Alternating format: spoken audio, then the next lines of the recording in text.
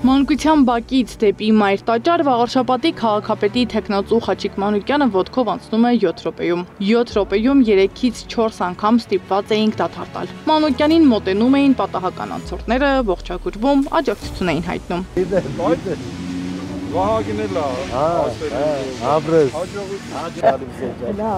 Ես քեզ հաջողություն եմ աղթում։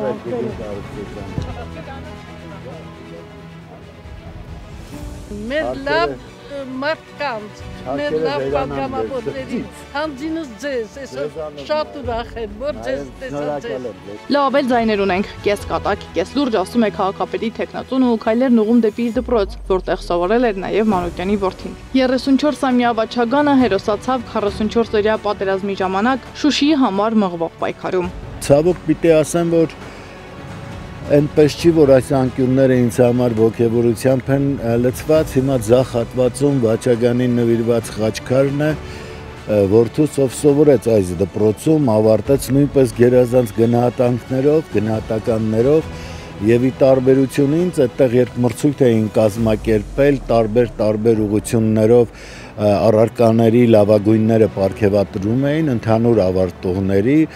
ֆիզիկայի ուղղությամբ ով է եղել, գրականության ուղղությամբ, մյուս կար նաև մի մրցանակ, որը կոչվում էր ամենա եւ այդ ամենան Վաչագանին տրվեց այդ մրցանակը։ Մանուկյանների դպրոցի բակում տեղադրվել է Վաչագանի եւ նրա ընկերների հիշատակը հավերժացնող խաչքար։ Խաչիկ Մանուկյանն այստեղ հաճախ է լինում։ Հիշողություններն են նրան բերում դպրոց, որդու հետ կապված հիշողությունները։ Որտեղ որ աշխատում էր Վաչագանը Երևանում ջրային կոմիտեում, այդտեղ կարծեմ 8-րդ հարկն է, որ աղավնին ներս է գալիս եւ մոտենում է Վաչագանի սեղանին եւ Վաչագանը կերակրում է, հետո բերում է իր ձեռքով, ուրեմն բաց է թողնում պատուհանից, ի զարմանս բոլորիս եւ աշխատակիցների պատերազմից հետո նույնպես աղավնին գալիս է եւ մի փետուր իրենից անում, թողնում է սեղանին։ Այս քաղաքում ամեն անկյուն հարազատ է Մանուկյանի համար, բայց քայլերը որպես կանոն տանում են դեպի այն բակերն ու փողոցները, որտեղ ծնվել, մեծացել ու հասակ է առել։ Այդ տարիներին մտքով անգամ չի անցել, որ մի օր իր ուսերին է վերցնելու բակերը կարգի բերելու պատասխանատվությունը։ Շաբաթ կիրակի օրերը կամ մինչև դպրոց գնալը լինում է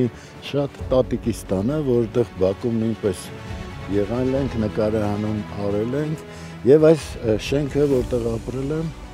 սա այն ֆուտբոլի դաշտն էր, որտեղ ֆուտբոլ էինք խաղում երեխաներով, թիմերի բաժանված,